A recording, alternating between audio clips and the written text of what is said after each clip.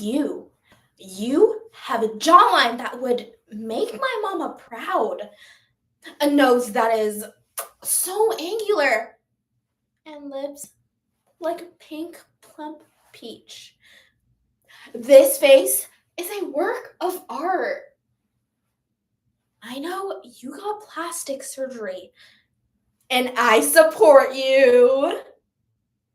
Whoa, I saw those judgmental eyebrows. Why are you coming at my friend like this? There's nothing wrong about getting a little plastic surgery, but society loves making people feel bad about going under the knife. Just look at my queen, Dolly Parton, where in 2019, an interviewer from CBS asked if she really wanted to be remembered for all of her surgeries. Or look at my bestie Ari, aka the Ariana Grande, who literally had to take a lie detector test to prove she didn't get a nose job, and people still don't believe her.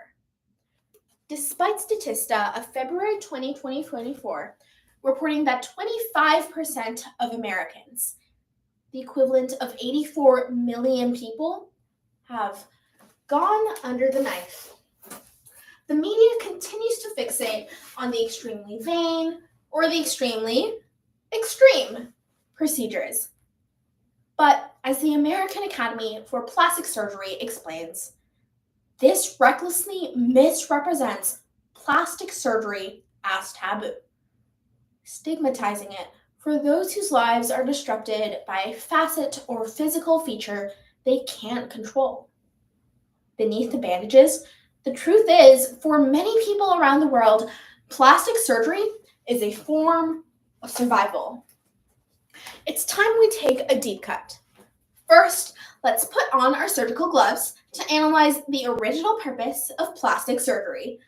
Next, dissect how plastic surgery is used today, before finally taking off the bandages to reveal some much needed implications.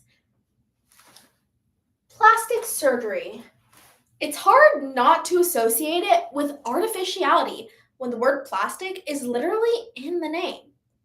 But it actually comes from the Greek word plastikos, which means to mold or give form.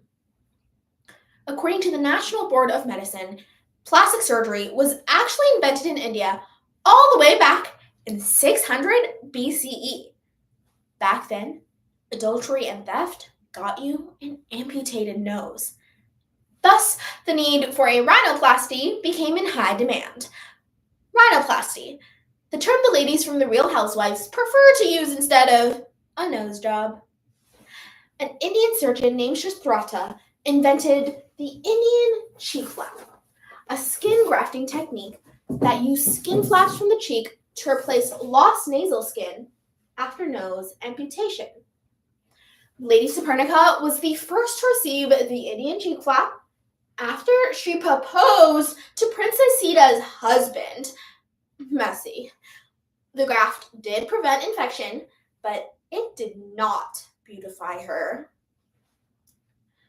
After that, plastic surgery went under wraps for a couple millennia after Pope Innocent III forbade physicians from performing all forms of surgery involving blood or bodily fluids. So, all of them. Truly the darkest of ages. But 700 years later, it got uncancelled when the world plunged into two consecutive major world wars.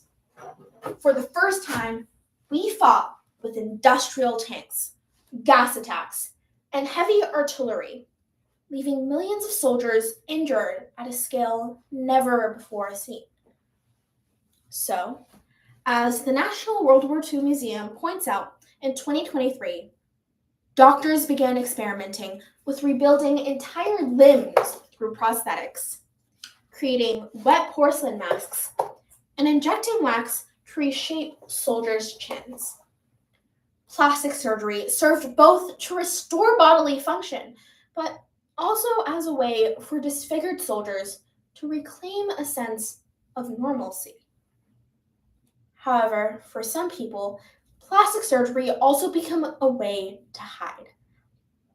The Nazis began circulating propaganda about Jewish people having large, hooked noses. Journalist Naomi Zirkoff explains that, as a result, rhinoplasty doctors saw a rapid proliferation of Jewish clientele seeking nose jobs that would allow them to pass as Gentiles in Berlin. Even non-Jewish people who suffered from the Jewish nose underwent a rhinoplasty to avoid being falsely mistaken for being Jewish and publicly attacked, or worse. Diana Bletter, who underwent a rhinoplasty in the 1970s, explained, "Although I felt Jewish inside, to the outside world, I was white. I'd become an invisible Jew." As Sandra Gilman writes in his book, The Jew Body, by fixing a young man's nose during the Holocaust, he became cured of his disease, which was his visibility. However, today, the necessity of plastic surgery has updated its looks too. In the 21st century, facial procedures have turned into golden tickets to new levels of employment. 3 young girls, Joanna, Angelina, and Olivia, walk into an interview, but only Angelina gets the internship. Because while Joanna looks like this, and shit.